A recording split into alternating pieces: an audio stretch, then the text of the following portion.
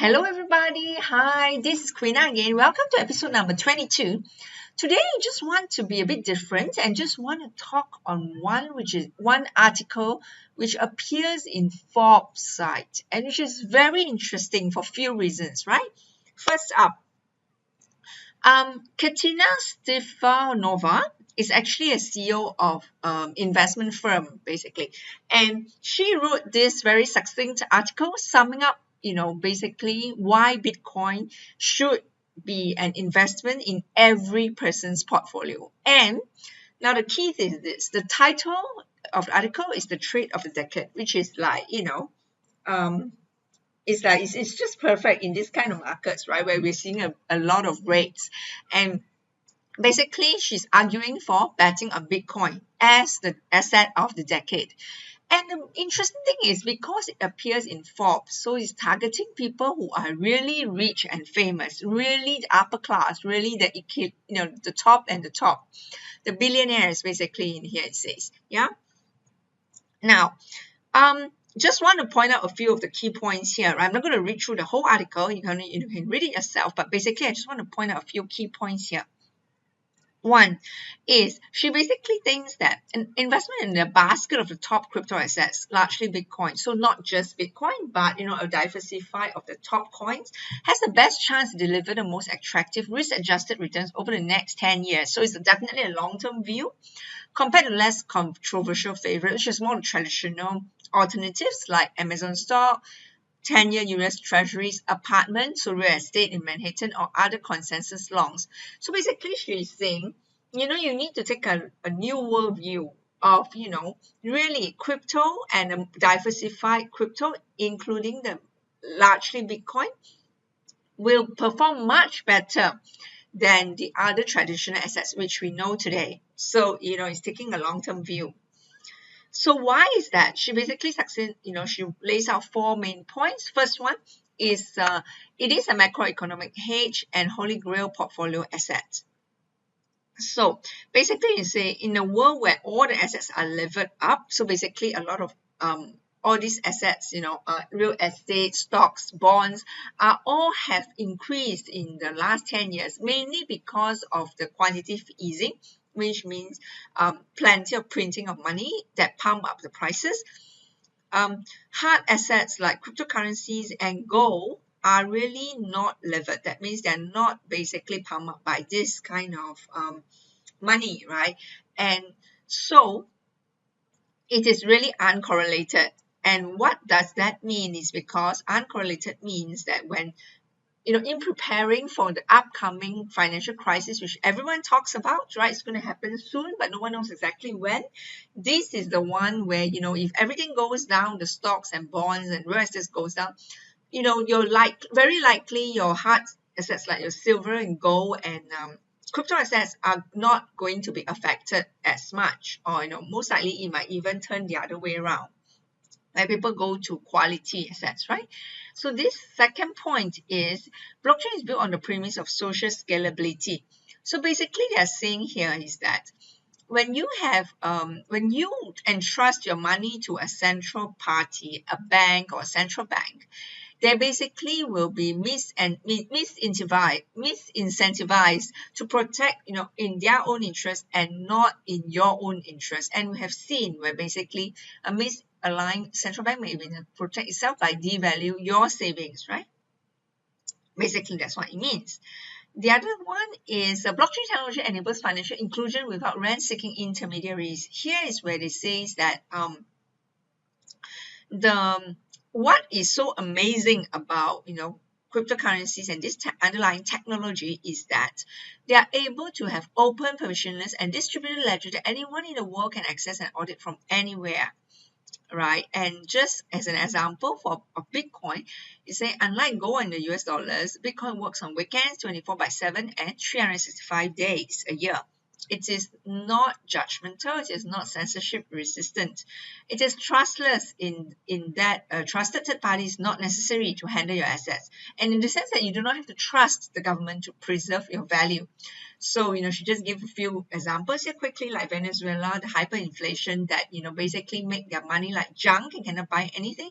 And these people in Venezuela, they have now to resort to Bitcoin for their daily spending. Life and death for people actually.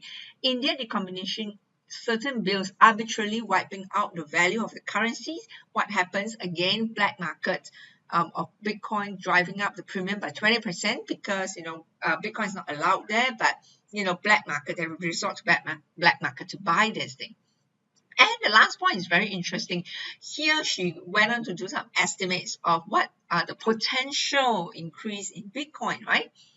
So say, for example, if you just buy the premise that Bitcoin is better than gold, then perhaps the total addressable market in the ultimate bull case is a global wealth of about 400 trillion in 10 years. And if BTC takes just 2% of that market, which then it will have an 8 trillion market cap versus the 150 billion it is now. So basically it's like, 1,000 times, right? Basically is what we are saying, right?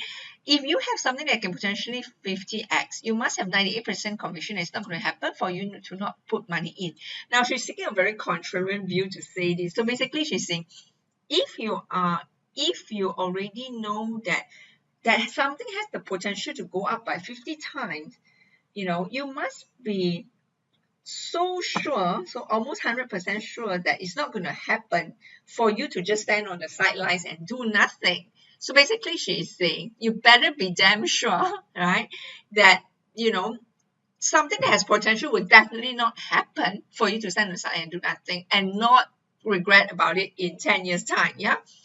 So basically here is really another simple way of saying is that if you know the asymmetric risk reward is so high, right, that the risk is low because you only invest what you can afford to lose, and the upside reward can be as high as 50 times, right? Or even if they are wrong by 100%, so even if they are just right by 10%, so even if it increased by 5 times, wouldn't you want to just take that small bet? That's what basically she is saying. Now, it's interesting to note that this article is in Forbes, right? Amidst such a low market, that means a much affordable price for people to go in now. It's no longer at the peak of 20K, in early this year.